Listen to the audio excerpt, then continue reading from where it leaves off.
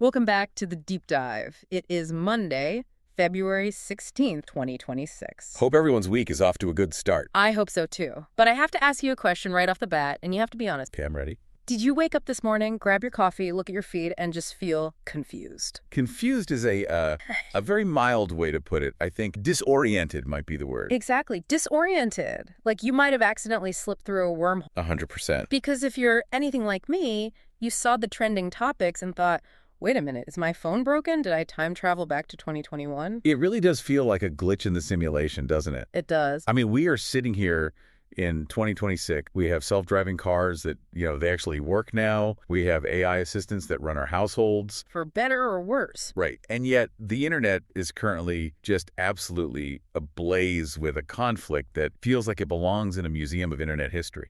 It's the feud that simply will not die. It's like the zombie apocalypse of influencer drama. It really is. We are talking, of course, about the dormant volcano that has erupted. And it's big. So the primary subject of today's deep dive is resurgence of the conflict between internet personality Gabbie Hanna and Trisha. Two names that when you put them together in a sentence, Yeah. I mean, they just conjure up a very specific, very chaotic era of YouTube. They really do. And for a long time, it seemed like the dust. It did. Trisha had moved on. She's a mom now. She's doing her Broadway thing. Right. And Gabbie had pivoted to her music and her faith. The treaty seemed to be holding. But apparently the peace was fragile. Or maybe non-existent. Because Gabbie Hanna has returned to the spotlight with a vengeance. She has dropped a massive new podcast episode. And we are not talking about a quick 20-minute life update here. No, not at all. No. This is a feature film-length production. It is an hour and a half long. It's a documentary, basically. It is. And the central thesis of this documentary is that she, Gabbie Hanna, is the survivor of a massive, years-long psychological abuse. Yeah, and she is not being vague about who she blames. Not in the slightest. She is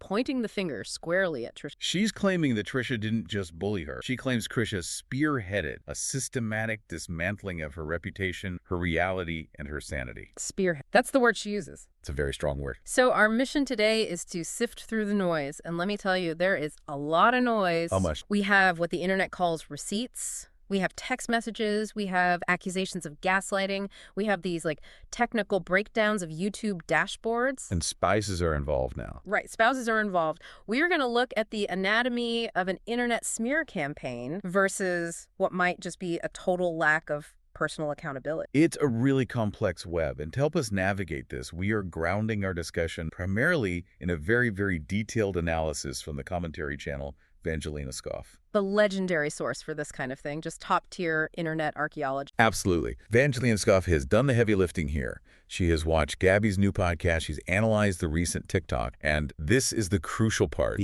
Yes. She has dissected a leaked, or rather accidentally uploaded, conversation from 2021 that serves as the cornerstone of this new drama. We also have a brief, but I would say haunting note from a source called The Persistence of Feminine Discord, which I think sets the mood perfectly.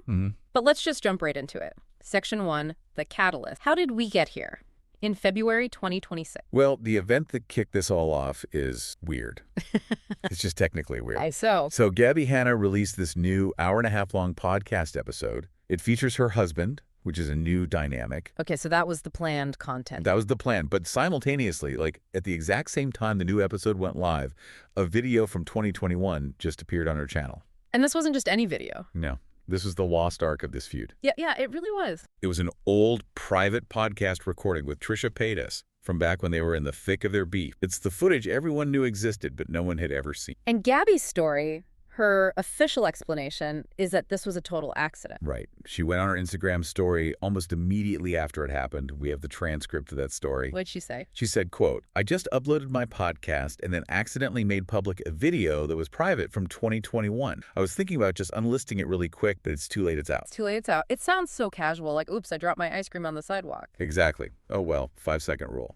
But here is where our source, Vangelina Skov, steps in. Okay. She calls absolute, and I'm quoting here, bull on this claim. Bull. Okay, why? Is it hard to upload a video by accident? I mean, I've accidentally liked a photo from 3 years ago while scrolling Instagram. Accidents happen. Accidents happen for sure. But Vangelina Skov actually walks us through the back end of the YouTube dashboard to show why this specific accident is, well, nearly impossible. Oh, I love when people bring the technical receipts. Walk us through it. Okay, so picture the YouTube studio dashboard. Your new video the one you just uploaded, is right at the top of the list. Right. Exactly. A video from 2021 that is buried deep in the archives. You'd have to go digging. You'd have to be hunting for it.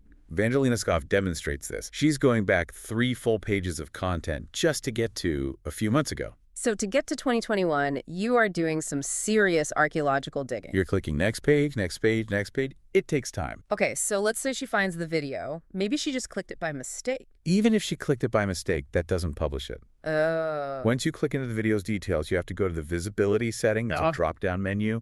You have to manually change that setting from private or unlisted to public. That's a specific action. Okay, so that's one click. At least. And this is a safety catch. You have to click a separate big blue publish or save button to confirm the change. It's like a 2-step verification for going public. Pretty much. So you're telling me Gabbie Hanna would have to accidentally scroll back 5 years, accidentally click the specific video with Trisha, accidentally change the privacy setting, and then accidentally hit the publish button. That sounds like a lot of accidents. That is the implication. Yeah. And Vangelina Skov argues that statistically, the odds of that happening by mistake are basically 0. It's a deliberate series of actions. That's incredibly suspicious. It raises a fundamental question right at the start of our deep dive. Which is? If the catalyst for this whole conversation, the accident that allows Gabbie to say, well, since you guys are seeing this anyway, let's talk about it. If that's a lie, how do we view the rest of her claims? It feels like a strategy, doesn't it? It gives her plausible deniability. Exactly. She gets to release the evidence she thinks vindicates her, but she doesn't have to look like the aggressor who dug it up. She can play the victim of technology. The algorithm made me do it. Yeah. But let's look at why she's doing this now. What is Gabbie's stated motivation for dragging this all back up in 2026? Well, she says she's stuck. In her new podcast, she claims she literally cannot move on with her life, her art, or her service work because of this elephant in the room. She mentions getting rejected from volunteer opportunities. Right? Yes. And this part was actually, I thought, quite sad to listen to. She describes trying to function as an adult in society, serving at churches, volunteering at community centers, and being rejected because of her reputation. Because people Google her. Exactly. They Google Gabbie Hanna, and they see these viral videos and comment sections that constantly label her as psychotic or having mental issues. Yeah. She says she feels like she has a scarlet letter on her chest. In her words, I literally am being rejected from service opportunities. So she feels that until she clears her name, she isn't allowed to exist in the real world. Which is a heavy concept. I mean, if your digital footprint is preventing you from volunteering at a church, that is a significant real-world consequence. For sure. But she's not just saying people are mean. She's pinpointing a patient 0 for this entire reputation. Exactly. She is attempting to trace the infection back to a single source, and she claims it all started with Trisha Paytas. Which brings us to Section 2 of our deep dive, the origin story, or as the internet infamously knows it, the herpes allegation. It is wild that we are still talking about this specific allegation in 2026. It really is. But this is the nucleus of the entire feud. So let's break down the incident as Gabbie describes it in this new podcast. We have to be careful with the details here. Right. So the cast of characters. Yeah. You've got Gabbie Hanna, you've got Jason Nash, who is a very popular vlogger and member of the Vlog Squad, and of course, Trisha Paytas. And at the time, Gabbie and Jason were close friends. Very close. And Gabbie had heard a rumor. Who did she hear from? According to Gabbie, the rumor came from Shane Dawson. Of course it did. It feels like all roads lead back to Shane Dawson in these stories. They often do. The rumor was that Trisha Paytas had an incurable STD, specifically herpes. Okay. Now, here's the crucial nuance. Gabbie claims Shane told her that Trisha was open about it. So in Gabbie's mind, this wasn't some dark secret. It was supposedly public information. That is her defense. She said she thought it was known. Okay. So Jason Nash and Trisha Paytas began a sexual relationship. And Gabbie, being close friends with Jason, asked him a very specific question. Are you using protectant? And Jason said no. Right. So Gabbie made a choice. She sat him down and told him, listen, Shane told me Trisha has herpes. If you plan on hooking up with her, you need to have this conversation with her. Okay, let's pause here. Because this is the ethical core of... Was Gabbie being a good friend or was she being a gossip? It's the ultimate gray area. Gabbie's defense is rock solid in her own. Her argument is, what was I supposed to? Exact. She argued, if you knew a friend was sleeping unprotected with someone who might have an incurable disease, wouldn't you warn them? She frames it as a health and safety. And honestly, if I put myself in that situation, if I knew something that could permanently affect and I knew you were going in unprotected, I'd probably... I think most people would. Vangelina Skov, our source, even agrees with this point. She says, if that is all she said, I don't think she was in the wrong there. Oh, it's a duty of care to a friend. It is. But the issue isn't really the private warning, is it? It's what happened next. No. Because it didn't stay private. Jason presumably asked Trisha. And Trisha exploded. Right. And Trisha's narrative was that Gabbie wasn't just warning Jason privately. She claimed Gabbie was going around town telling everyone she had herpes. And that's where it shifts from protecting a friend to smear campaign. Yes. And Gabbie didn't exactly help her case with how she retaliated, did she? No. And this is where Gabbie loses a lot of sympathy, even from people who are on her side. She admits to being petty. She posted an Instagram poll.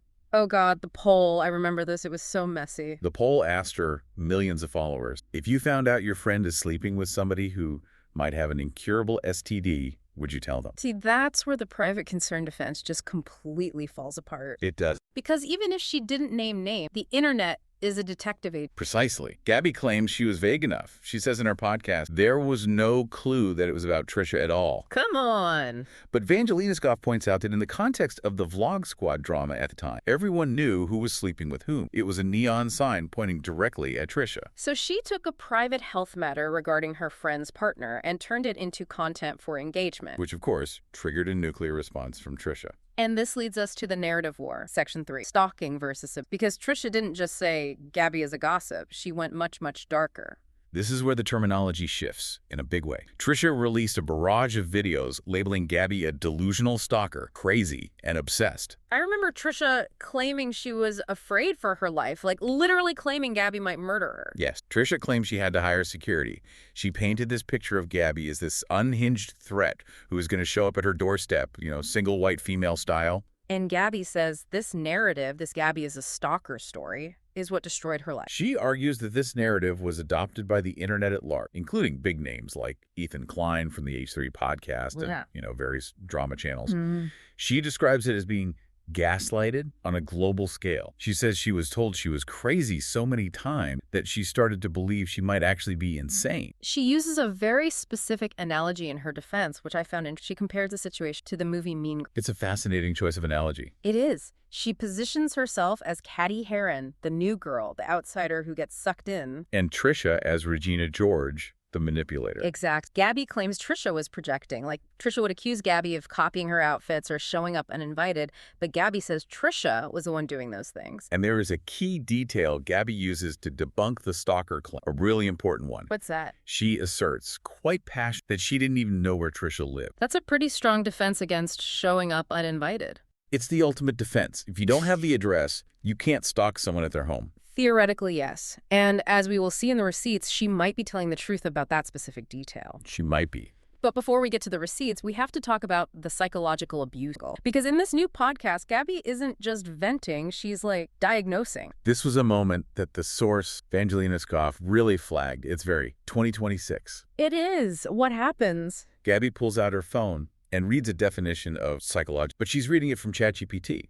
Oh, no. Yeah, she consults the oracle of AI. Look, I love technology. We use AI all the time. But using a chatbot to validate your trauma feels... It's more than risky. Our source points out it's scientifically unsound. How so? Vangelina Skov warns against using ChatGPT for diagnosis because large language models are designed to be agreeable. They are prediction and they predict what you want to hear. So if you type in, explain how I was abused by my friend who did X, Y, and Z, the AI says, certainly, here is how you were abused. Exactly. It just validates the user's bias. If you feed it a victim narrative, it will return a victim diagnosis. It's an echo chamber in your pocket. But Gabbie reads this definition, feels validated by it, and then defines her experience as a systematic dismantling of her reality, spearheaded by Trisha. She uses that word again, spearheaded. She believes Trisha orchestrated this master plan to destroy her. Which brings us to the evidence. Section 4, the receipt. Because Gabbie finally shows the text message. This is the moment we've been waiting for years. It's the deep dive within the deep dive. We're looking at the phone log. The central dispute here is about the nature of their friendship. Trisha's narrative has always been, we were never friends, we barely knew each other. Gabbie is imagining this connection. She's obsessed. And Gabbie's narrative is the complete opposite.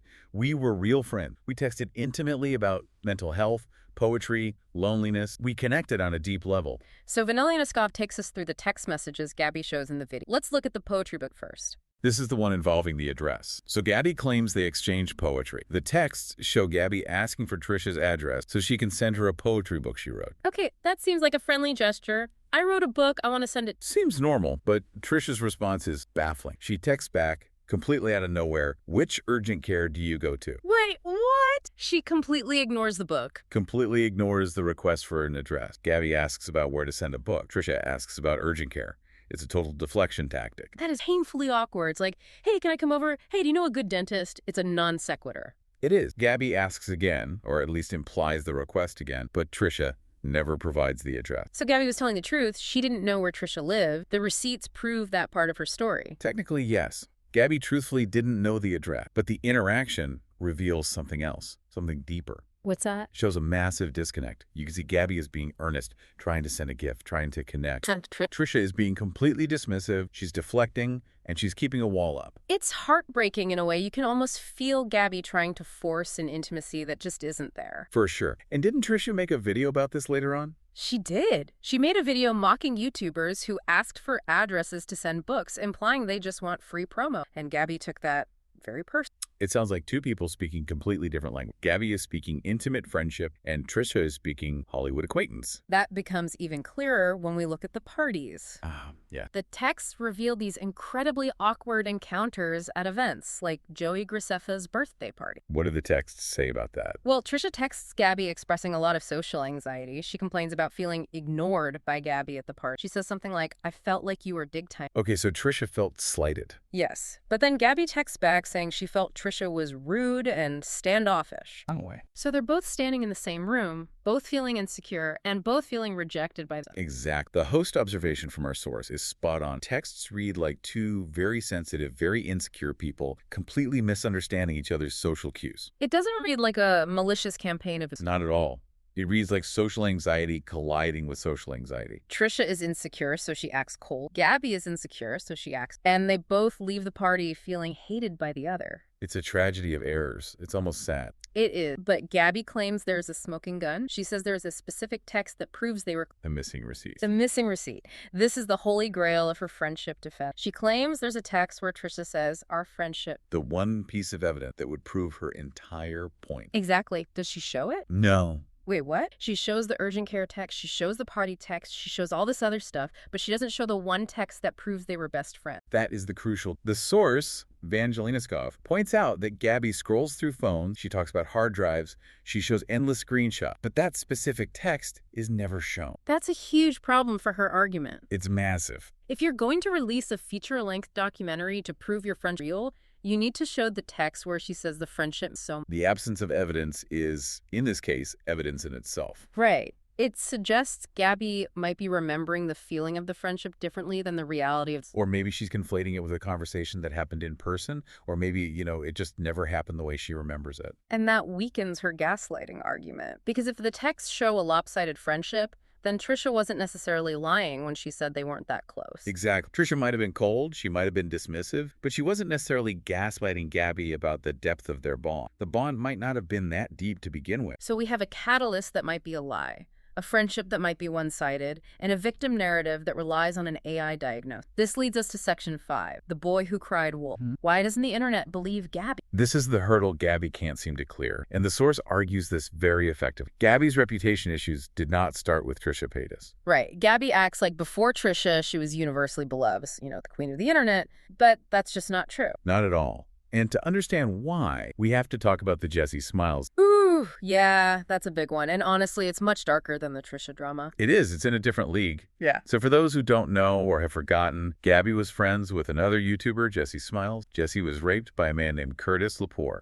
who is also a Vine star and YouTuber. Yes. After this happened, after he assaulted her friend, Gabbie befriended Curtis Lepore. She made contact with him. She platformed him. And when Jessie confronted her, when Jessie said, hey, why are you hanging out with my rapist? Gabbie's alleged response was incredibly She basically said things like, well, his friends are nice to me, or he hasn't done anything to me. That's hard to come back from. That's a character issue. That's not a rumor issue. That is a fundamental lack of empathy. It is. And that predates, or at least coexists with, the Trisha drama. It established a pattern in the public's mind of Gabbie prioritizing her own social standing or content opportunities over the trauma of her friends. So when Gabbie cries, I'm a victim of a smear campaign, people remember how she treated Jessie Smiles when Jessie was a victim of a violent crime. It creates what our source calls an accountability gap. An accountability gap. Gabbie is demanding Trisha take accountability for ruining her life. But does Gabbie take accountability for her own actions that damaged her reputation? That's the crux of Vangelina Skov. Gabbie frames herself as a flaw. She says in the new podcast,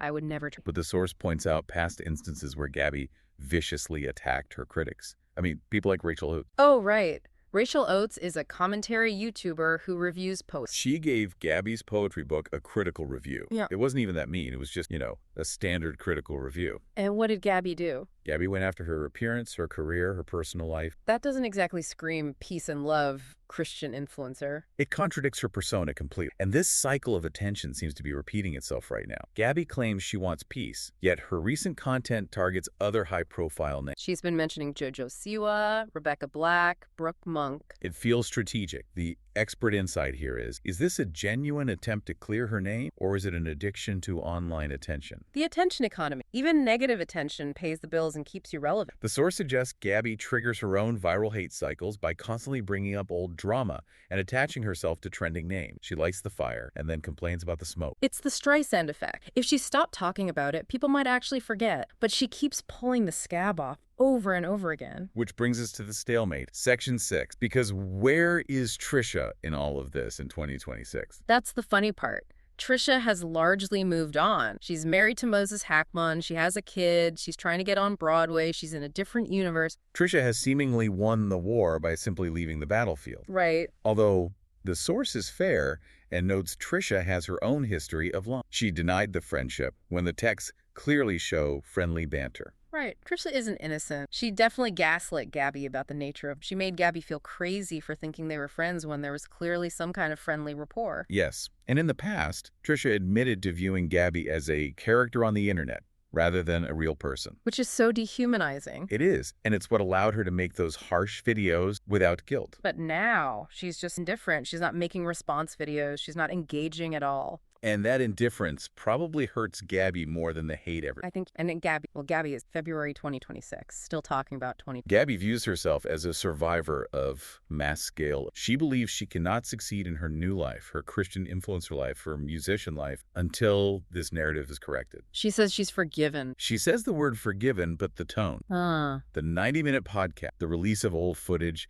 the meticulous reading of ChatGPT definitions. The actions don't match the word. No, it suggests deep-seated resentment, suggests a desperate desire for vindication. She wants the world to say, you were right, Gabbie, we were wrong. But the world has moved on. It has. So what does this all mean? When you boil it all down, we're looking at two unreliable narrators. It's a Rashomon effect, the classic internet Rasha. Precisely. You have Trisha, who is historically prone to exaggeration and trolling for entertainment. And you have Gabbie, who is prone to rewriting history to absolve herself of any fault and cast herself as the eternal victim. The truth, as it usually does, likely lies somewhere in the messy middle. I think so. They were friendly acquaintances who had a bad falling out. It spiraled into a digital war because neither of them had the emotional maturity to de-escalate. Oh, they both weaponized their audiences against each other. Absolutely. And now one has moved on and the other is haunted by it. It reminds me of that quote from The Persistence of Feminine Discord that we have in our source stack. What's the quote? It's just a short line. It says, I wonder if these women will ever stop fighting with each other. It seems the answer is not. Or at least one of them won't stop fighting the ghost of the other.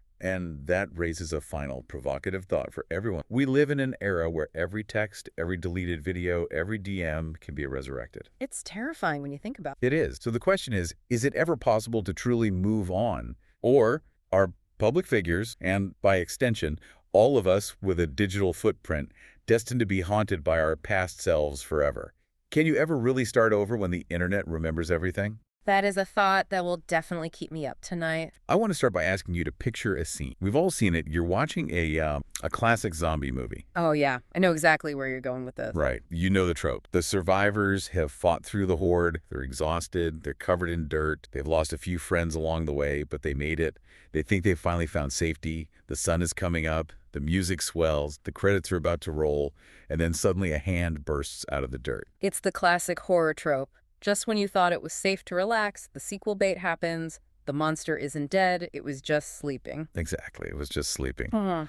Or waiting for the right moment. But today we aren't talking about cinema. We are talking about the internet, specifically a phenomenon that I think we need to coin a term for right now, which is internet zombie. Internet zombies. I like that. Yeah, it's this drama that simply refuses to die. No matter how much time passes, no matter how much the world changes, it just keeps clawing its way back to the surface. It is a fascinating and honestly sometimes really exhausting sociological pattern. I mean, we are sitting here right now in the year 2026. Think about how much has changed since the early 2020s. We have moved on.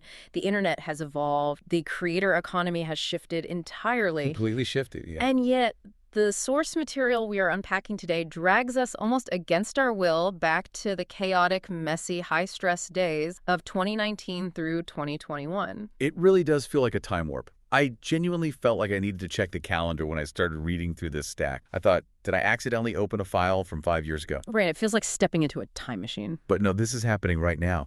And the protagonist of this resurrection, or maybe the antagonist, depending on whose side of the fence you're sitting on, is none other than Gabbie Hanna. And that is a name that carries a lot of weight. For anyone who was online during that era, the Vine days, the Storytime YouTube era, Gabbie Hanna was inescapable. She was everywhere. She was a massive star. A musician, a poet, a vlogger, and her conflicts were legendary. She was central to so many of the defining beefs of that specific time period. She really was. And now she has made this totally unexpected return to the public eye with a brand new podcast series. Now, normally when a creator comes back after a hiatus, especially a long one where they moved across the country, you expect a life update. Yeah, you expect a totally different vibe. Right, you expect, here's my garden, here's my new dog, here's what I've been reading. You expect growth. Because that's the linear progression of a career. You move from the chaos of youth to the stability of adulthood. That's the narrative arc we expect from public figures. I used to be wild, now I'm settled. It's the hero's journey, but with better wife. But Gabbie isn't doing that. She is doing something totally circular. The premise of this new show seems to be dedicated entirely to explaining why every single problem in her life, every derailment, every failure, every bad feeling she has ever had is the direct result of her fellow creator, Trisha Paytas. And this is where it gets really interesting psychologically, because there is a twist here. This isn't just a diss track. Gabbie isn't framing this as, I am angry and I want revenge. She's framing it as, I have moved on. Yes. She claims to have found God. She claims to have forgiven everyone. She says she is healed, and yet she is dedicating episode after episode to rehashing grievances that are at this point ancient history in internet years. It is the ultimate contradiction. I am so over this that I'm going to talk about it for the next 10 hours. Right, exactly. It's absolutely fascinating. So today we were analyzing a commentary video by a creator named Vangelina Skov, who really did the heavy lifting for us. She sat down and broke down the first episode of Gabbie's new show so we didn't have to watch all the raw footage ourselves. And we owe her a massive debt of gratitude. And just a flag for you listening, we will also be touching on a specific political assertion made in that commentary video, and we will be comparing it to a direct rebuttal found in our stack. Right. Just to ensure we are giving you the full impartial picture of the materials we have, because that's what we do here. Exactly. So our mission today is to unpack the psychology of this revenge arc. We want to understand the contradiction of performing forgiveness while simultaneously seeking retribution. And we really want to look at the cycle of internet fame that keeps these creators trapped in their past like flies in amber. Why can't they let go? It's a tragedy of arrested development in a way, so let's just get into it. Let's jump into section 1. The setup. Now, this is wild. The podcast episode opens with Gabbie Hanna getting therapy. Which sounds positive, right? We love therapy. But she isn't seeing a shrink. She isn't talking to a licensed counselor. No, she is talking to an app. She is talking to Chat. She calls it ChatGPT. Which is, well, it's definitely a choice of Nick. But the substance of it is what matters. She spends the first 30 minutes of her podcast reading out transcripts of her conversations with AI. Let's just pause on that for a second. Using AI as a therapist. On one hand, it's 2026. We use AI for everything. We use it to write emails, plan diet, debug code. Everything. But in the context of deep psychological trauma and interpersonal conflict, it feels really different. It is different because of the intent and the mechanism. A real therapist challenges you. A real therapist says, okay, but what was your role in that? Or is it possible you are misinterpreting? A real therapist is a mirror that shows you the parts of yourself you might not want to see. Right, they push back. Exactly, they push back. An AI, specifically a large language model like ChatGPT, is designed to be helpful. It is a completion engine. It is designed to complete the pattern you give it in the most pleasing way possible. So if I go to an AI and I say, my friend was mean to me,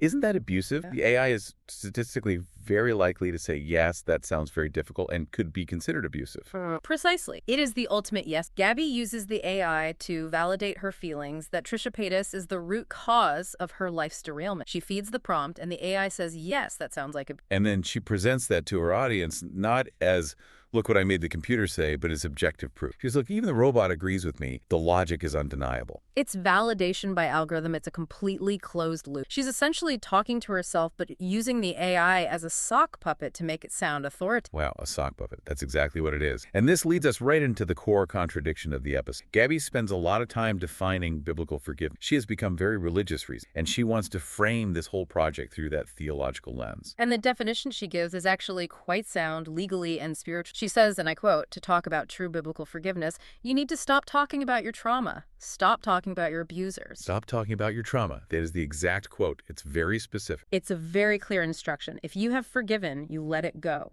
You release the debt. You don't keep the wound open. You don't keep checking to see still. But then immediately, and I mean like in the very next breath after saying that, she proceeds to talk exclusively about her trauma and her abusers. She spends the entire hour doing the exact thing she just said you shouldn't do if you have truly forgiven. It is mental whiplash. It really is. It's a performative paradox. She wants the credit for forgiveness, the moral high ground, the halo, the I am a new person narrative, but she also wants the satisfaction. She wants to have her cake and eat it too. She wants to be the bigger person and the person who wins the fight. She wants to punch you in the face while blessing. That's a great way to put it. She recounts a prayer she made for Trisha in 2021. This was right during the height of their feud. She says, I forgive her, Lord. I don't want her to go to hell. That phrase really sticks out to me. I don't want her to go to hell. It's heavy. It's not, I hope she finds peace. Yeah. It's, I hope she avoids eternal damnation. It implies that the default destination for Trisha in Gaddie's mind is hell. It implies that Trisha's actions were so heinous that eternal damnation is on the table, and only Gabbie's benevolent intervention with the Almighty is keeping her out of the fire. Right. It's this incredible power move disguised as piety. It's what we call weaponized forgiveness. It really is. I am saving you from the pit. And the source critique here is very sharp. The commentary argues that you simply cannot claim to forgive someone while simultaneously dragging them on a public platform. That isn't forgiveness, it's a relitigation. It's a public trial where the defendant invited. And in this trial, Gabbie is the prosecutor, the judge, and the jury. She also tries to be the character witness for herself. She repeatedly insists throughout the whole thing that she's a good person. Oh yes, the good person defense. It's an absolute classic of the genre. It is. She says, I'm a good person because I edited out parts of the podcast. She claims she had footage that would have ruined Trisha, destroyed her career, but she cut it. But the source, Vangelina Skov, has a really long memory. She remembers the history. She points out that in the past, Gabbie actually admitted she edited things out of their collaboration, not to protect Trisha, but because they were embarrassing for Gabbie. Exactly. It's rewriting history. In real time, back in 2020 or 2021, the logic was, this makes us both look bad, so I'm cutting it. Yeah. That's self-preservation. That's totally normal. Right, everyone does that. But now, looking back, she reframes it as, I was protecting her because I am a saint. It's an attempt to sanitize her own image and appear more benevolent than she actually was. It's essentially retconning her own life story. It's such a fascinating look at how we edit our own memories to make ourselves the hero. I mean, we all do it to some extent right, but doing it on a podcast for millions of people to validate is just a whole different level. But Gabbie isn't just focusing on Trisha. Trisha is just like the season premiere. Oh yeah, this is apparently going to be a series, a very long series. The list of enemies she mentions is extensive. It reads like a call sheet for a YouTube convention 2019. It's a who's who of YouTube drama. She lists Jessie Smiles, Angelica Oli's drama channels, Key Glow. She implies D'Angelo Wallace is on there. These are people she hasn't interacted with publicly in years. Literally years. The source explicitly worries, are we going to be here till 2020? And it's a valid concern, honestly. If she dedicates an hour to every person who has ever slighted her on the internet, we are going to be listening to this podcast for the next decade. It's a revenge tour with no actual end. But why? Like, why do this now? What is the justification for digging all this up after she already moved to Pennsylvania to find peace? Well, Gabbie claims a divine mandate. This is where the religious aspect comes right back in. She says God told her, if you have a problem with anybody, bring it to them one-on-one. If they won't hear you, bring it to the judge. Okay, so she interprets that scripture literally. She says she tried the one-on-one allegedly. Now she's going to the judge. But who is the judge in this scenario? Because it's not a real court. That's the kicker. Since she can't go to a court of law, likely because she has no legal case, as most of this is just interpersonal conflict, she declares she is bringing her case to the court of public opinion. She explicitly states, I am never going to stop because this is my story. I am never going to stop. That is just relentless. It's a declaration of war. It says, I will not let this go until the public agrees. But the problem with the court of public opinion is that the public has already voted. They voted years ago. They moved on. Reopening the polls now doesn't usually change the outcome. Yeah. It just annoys the voters. It's like demanding a recount for an election that happened 2 terms ago. It really is. And some of the cases she is bringing to this court are incredibly shaky. Let's talk about the Jesse Smiles case, because this is one that the source commentary feels very strongly about. And I think it's important to clarify the details here for you listening, because names like Jesse Smiles might not mean much if you weren't deep in this specific lore. All right, let's unpack that. Jesse Smiles was Gabbie's best friend at one point, right? Like, they were super close. And in this new podcast, Gabbie argues she is a victim of psychological abuse, slander, gaslighting, and exploitation by Jesse Smiles. Those are extremely serious accusations to throw around. They really are. But the reality, according to our source and the historical record of YouTube, is very, very different. The source reminds us that in the Jesse Smiles situation, Gabbie was widely considered the aggressor. What was the core of that conflict again, for those who might be? Right, so it involved a man named Curtis. Curtis was an ex-boyfriend of Jesse's who had abused her. This wasn't a secret, Claude led. Gabbie knew this. She knew the trauma Jesse had gone through. And yet Gabbie chose to befriend Curtis. She made content with him. She hung out with him. She validated him publicly. That is just a deep betrayal. That's a violation of basic friendship ethics. It absolutely is. So for Gabbie to now turn around and claim she is the victim, because Jesse got understandably upset about that betrayal, it reverses the roles of offender and victim entirely. It's totally rewriting the dynamic. The source questions how Gabbie can possibly view herself as the victim when she was the one who actively befriended her best friend. It requires a level of mental gymnastics that is truly gold medal worthy. It's like punching someone and then crying because your hand hurts. Look what you made me do to my knuckles. Yeah. It's essentially gaslighting the audience. And gaslighting herself, potentially. I mean, she might genuinely believe her own rewrite at point. Now let's move to section 3 and start dissecting this specific allegation. Because Gabbie doesn't just make vague claims about Trisha, she gets super specific. She lists 3 main pillars of her grievance: the herpes rumor, the stalking claim, and the financial conspiracy. Let's start with the herpes rumor, because this was a massive deal back in the day. It was just ugly. Gabbie claims she never outed Trisha for having herpes. Her defense is, nobody could have known I was talking about Trisha. This is the classic plausible deniability defense. Right. Like, I didn't say your name, so you can't prove. But the source fact-checks this instant. The commentary points out that everyone knew it was Trisha. Why? Because Gabbie posted text messages as proof of her side of the story. And in those screenshots, if you looked at the top, you could clearly see the profile picture of the person text. And that profile picture was Trisha Paytas. So she blurred the name, but left the face visible. Essentially, yes. It's like saying, I'm not saying it's the president and then holding up a picture of the White House. It's totally disingenuous. She leaked the info while pretending to keep it private.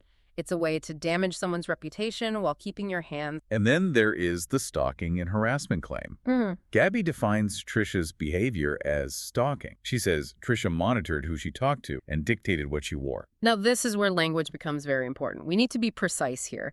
The source argues that Gabbie is co-opting terminology used for domestic abuse and coercive control, and she's applying it to an internet feud between peers. Right. Coercive control is what happens when someone controls your bank account, locks you in the house, isolates you from family. How can Trisha Paytas, who lives in a completely different house and has 0 legal authority over Gabbie, dictate her finance? She can't. Not in any literal sense. Gabbie's argument seems to be that Trisha's influence was so strong that she felt, but feeling controlled and being legally stalked are 2 vastly different. Gabbie also claims that Trisha weaponized her fans, that if Gabbie interacted with anyone, Trisha's fans would swarm them and harass them. And the source admits this likely did happen. Trisha's fan base was internet talks we all know what stan culture. But the source argues that this isn't stalking by Trisha, it's the symptom of being in a public. Trisha didn't necessarily organize a command center and order hits on Gabbie's friends. Right, she wasn't sending out marching orders. Exactly, it's just the chaotic nature of the internet. Blaming Trisha personally for every mean comment Gabbie's friends received is a huge stretch. It's attributing an omnipotence to Trisha that she simply didn't have.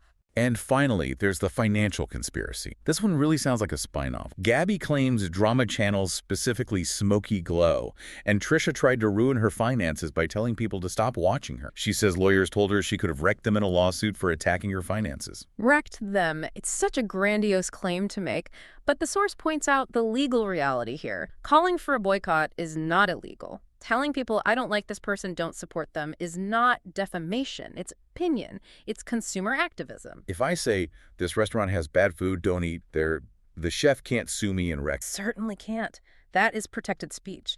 And Gabbie claims to have secret evidence in her DMs that proves it was a coordinated conspiracy, a literal cabal of YouTubers plotting her financial demise. But she never shows the receipts. It's always, trust me, I have the receipts, but the receipts are never actually produced. It's the mystery box strategy of debate. I have the winning card. I'm just not going to play it right. It allows her to claim victory without ever having to actually prove it to the audience. Exactly. It's a rhetorical trick. Now I want to pivot to section 4 because we really have to discuss the mental health aspect of all this. It's the elephant in the room. You can't talk about Gabbie Hanna without talking about the public perception of her mental state. It is totally unavoidable. Gabbie is very vocal about her frustration with being labeled. She hates that people call her manic or psychotic in the comments. She finds it stigmatizing. And she blames Trisha for this too, right?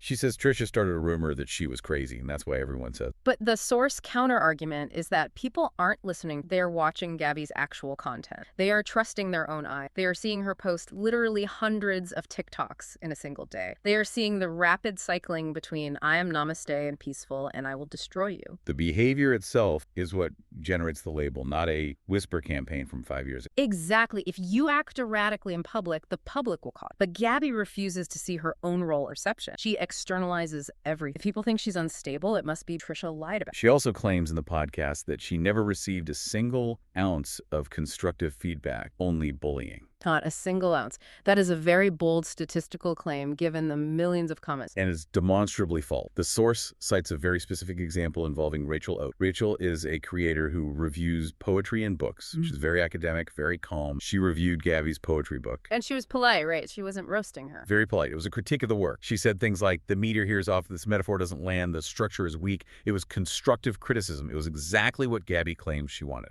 And how did Gabbie respond to this polite academic? She called Rachel a narcissistic bitch and a loser. She attacked her personally. Wow, so much for wanting constructive feedback. Right. This highlights the pattern so perfect. To Gabbie, any critique is an attack. If you say, I didn't like this poem, she hears, I hate you and I want you to suffer. She cannot distinguish between professional critique and personal malice. So when she says, I never got constructive feedback, what she actually means is I never got feedback that was 100% praise. That is a terrifying way to live, honestly, to feel constantly under siege, to be unable to learn because every single lesson feels like a punch to the gut. We also see this dynamic play out with her husband in the video. Oh, the husband is a really interesting and frankly kind of tragic figure here. He is sitting next to her, presumably for support, but he acts as a foil. He attempts to mediate. He tries to bring some rationality to the table. Yeah, he says things like, well, everyone is in a different place now, or maybe we should look at it this way. He's trying to offer her an off-ramp. He's trying to say, let's look at the bigger picture here. Let's de-escalate. But Gabbie repeatedly interrupts. She talks right over him. She bulldozes his attempts at nuance. Every time he tries to suggest that Gabbie might have played a role or that they should just let it go, she deflects immediately back to her victim. It really shows that her narrative is incredibly fragile. It cannot withstand even the gentlest pushback,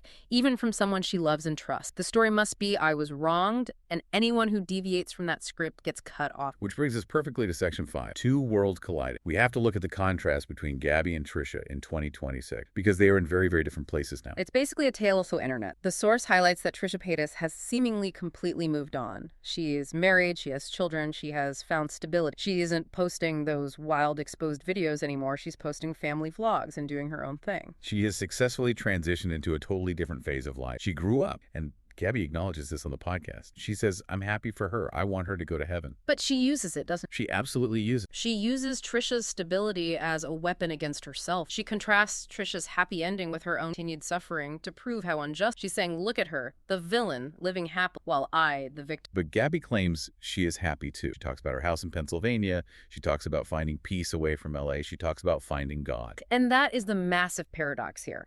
The source asks the obvious question, if she is so happy, if she is so, why start this? Why is the end goal seemingly just to make the other people miserable or get... Happy people don't usually launch multi-part investigation series into their ex-friends from 5 years ago. They really don't. Contentment usually leads to silence on these kinds of topics, and the YMCA incident is the perfect illustration of Gabbie's distorted reality. Let's talk about that YMCA incident. So at one point during her hiatus, Gabbie actually got a job teaching fitness at a YMCA, just a normal, everyday job. She claims on the podcast that people mock this. She says the internet laughed at her for falling off and having to work a normal night. She frames it as, look how mean the internet is. But the source says that's not true at all. The source refutes it entirely. Vangelina Skov notes that the internet response was actually overwhelmingly positive. People were saying, this is great, good for her, I'm so glad she's getting offline, this is a healthy move. So the support was there. The validation she constantly craves was actually right there. It was there in spades, but Gabbie couldn't see it, or she actively chose not. She filtered out all the positivity because she needed to be the victim. She needed the narrative to, the world mocks me, even when the world was actually cheering for her. That is just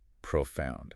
It shows that no amount of external validation can fix an internal narrative that is permanently set on victim. If you believe the world hates you, you will interpret applause as sarcasm. That's a great way to frame it. Now, before we move to the final section, we need to address a sidebar here, because we are committed to impartial reporting here on the Deep Dive. Yes, we are. We are analyzing a stack of sources, and our job is to report on what is in those sources, even when they conflict, or when they veer into really heavy political topics. Right. During the commentary video, we are analyzing the creator, Vangelina Skov, makes a tangential comparison when discussing the concept of hate. She states that she hates Netanyahu, referring to him as a genocidal war criminal. This was a specific comment made within the flow of her video. And this is a very strong political statement made by the primary source we are analyzing today. However, in the spirit of providing a full view of the source stack, we really must note a conflict in the material. Correct. We have a specific source document included in our materials titled Refuting Allegations Against Netanyahu. And what is that supplementary? This source explicitly states that the claim of genocide is bullshit. And I am quoting the source directly there, and it asserts he hasn't done anything. So we have two sources in our stack with diametrically opposed viewpoints on a very serious geopolitical issue. We do. And as hosts, our role is not to adjudicate that We are not political. Our role is strictly to report that the video commentary contained the act, and the supplementary source material contained a vehement denial of that act. We are leaving it right there to note the existence within the provider. We just want to totally Agreed. Thank you for handling that. Now let's get back to Gabbie. Because just when you think the podcast is winding down, just when you think you've heard it all, we get one last jaw-dropping moment. Section 7, the ghetto comment. This is the moment where the source video actually had to pause because the creator was just so stunned. Towards the end of the podcast, Gabbie's husband describes a ceiling fan in a house as ghetto. Now, ghetto is a loaded word. It has a heavy history. It is racially coded. Most people in 2026, and frankly back in 2021, know that it is derogatory. It refers to segregated neighborhoods, systemic poverty. Using it as a synonym for broken or cheap is insensitive at best and deeply offensive at worst. But Gary doesn't just let it slide or correct him. She laughed. And she says, in our town, you can be white or black and still be ghetto. To me, ghetto has never been a racial thing. The classic, I don't see color defense. It's the I don't see color defense mixed with I can redefine language because of where I grew up. She's essentially saying my personal definition overrides the societal definition. The source reaction is just stunned silence, followed by a sharp. It serves as this final glaring example of Gabbie's complete inability. She completely lacks the social awareness to understand why that word might be hurtful. Exactly, and she defends it instead of just saying, oops, maybe we shouldn't use that word. That really reinforces the source's conclusion, doesn't it? That Gabbie will just never change. The pattern is absolutely undeniable. It's a closed loop, go silent, come back, ramp up behavior. Call everyone out, claim victimhood, and repeat. We have seen this exact loop play out multiple times over the last 7 years. This podcast isn't a new chapter, it's just the latest verse of the exact same song. So we have arrived at the end of the deep dive. We've watched a creator attempt to use forgiveness as a literal weapon to reopen closed wounds. We've seen the use of AI to create a flawless echo chamber.